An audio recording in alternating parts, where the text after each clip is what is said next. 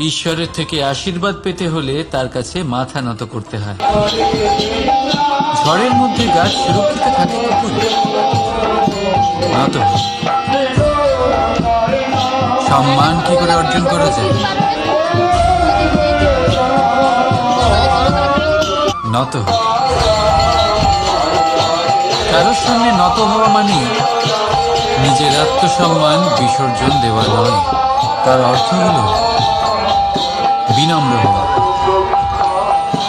আমরা মানুষ, আর ওই আকাশের উচ্চতায় পৌঁছানোর জন্য আমাদের কোনো পাখির মতো ডানার প্রয়োজন নেই। শুধু যত নত হবেন ততটাই উপরে উঠবেন।